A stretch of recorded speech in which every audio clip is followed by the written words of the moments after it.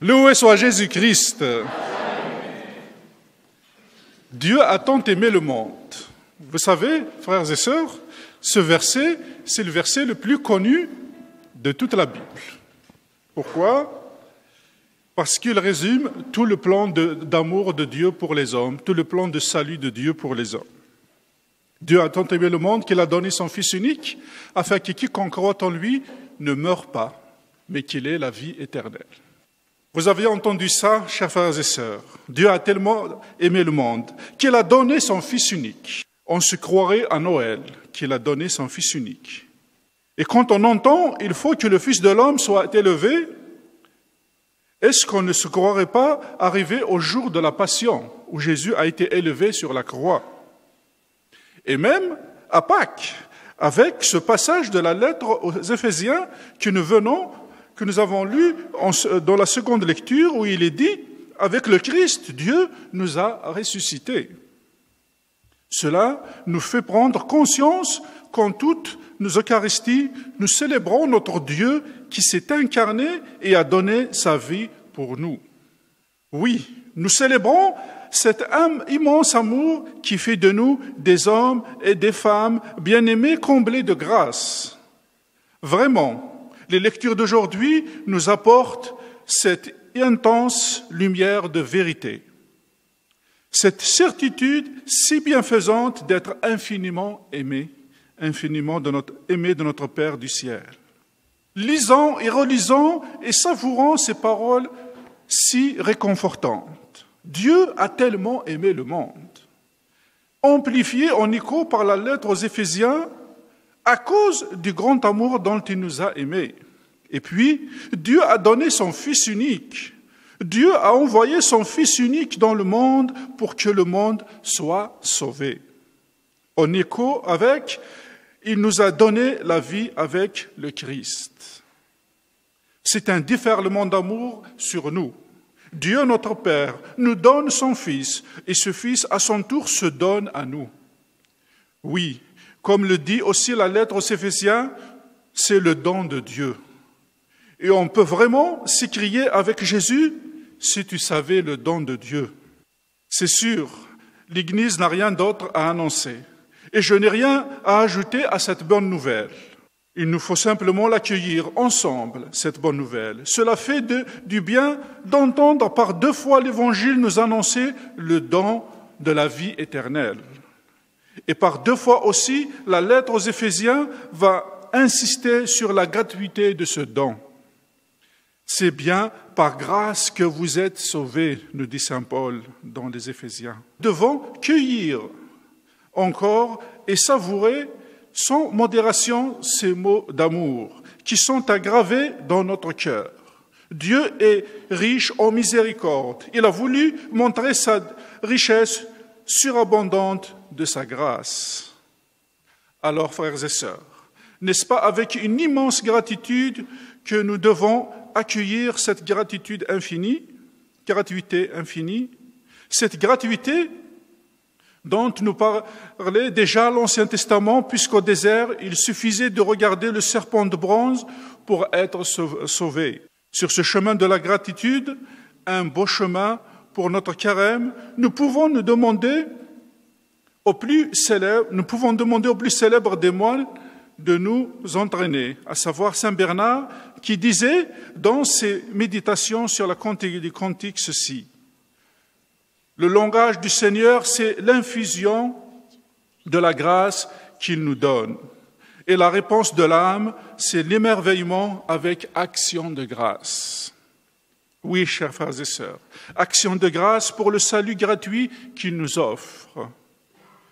Et le maître mot dans les lectures d'aujourd'hui, c'est le mot « sauver ».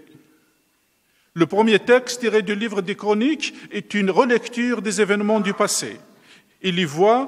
On y voit les chefs des prêtres et tout le peuple multiplier les infidélités. Il imitait les sacrilèges des nations païennes qui les entouraient. Cette conduite a été la cause de leur perte. Le temple de Jérusalem a été détruit, le peuple a été déporté en exil. Mais Dieu reste éternellement fidèle à son alliance alors que l'homme ne cesse de le trahir. Il envoie ses messagers car il a pitié de son peuple. Il ne cesse de lui offrir son amour généreux. C'est très important pour nous aujourd'hui. Nous vivons dans une société de plus en plus athée qui cherche à se construire en dehors de toute référence religieuse. Dieu y est le grand absent. En dehors de lui, nous courons, nous aussi, à la catastrophe. Mais Dieu ne cesse de vouloir nous sauver. Il nous appelle inlassablement à revenir vers lui de tout notre cœur. Convertissez-vous et croyez à la bonne nouvelle, nous dit-il. Notre Dieu ne veut pas la mort du pécheur, mais qu'il se convertisse et qu'il vive.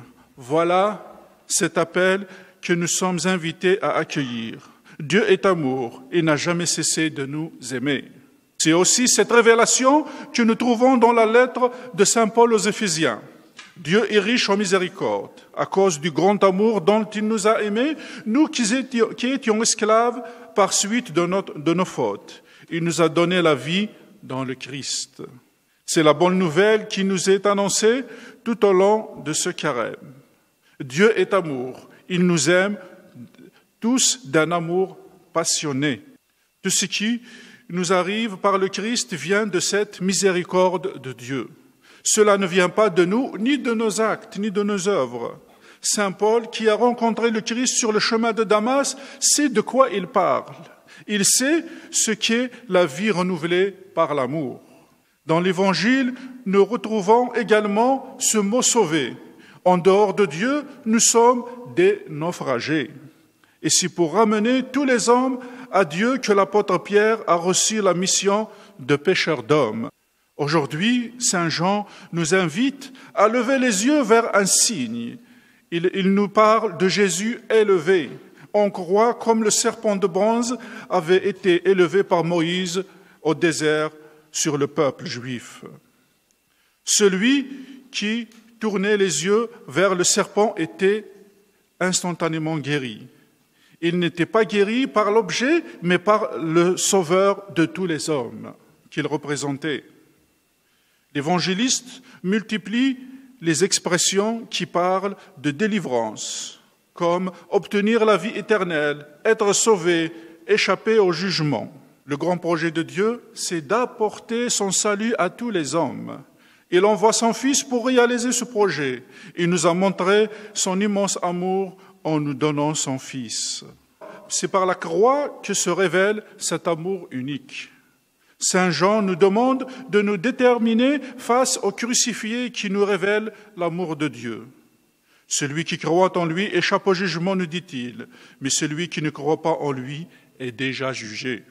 Sainte Thérèse de l'Enfant Jésus disait « Moi, si j'avais commis les pires crimes possibles, je garderais toujours la même confiance, car je sais bien que cette multitude d'offenses n'est qu'une goutte d'eau dans un brasier ardent. » Il nous faut le dire et le redire. Jamais nos péchés ne seront plus grands que cet amour-là, cet amour ineffable de Dieu. C'est une certitude inébranlable de l'Église. Nous sommes sauvés parce que Jésus, qui a livré son corps et versé son sang sur une croix. Jamais aucune faute ne pourra venir à bout de cet amour. Jamais. Pour ceux qui savent regarder, la croix est un signe de salut et non de condamnation. Malheureusement, nous regardons trop souvent ailleurs.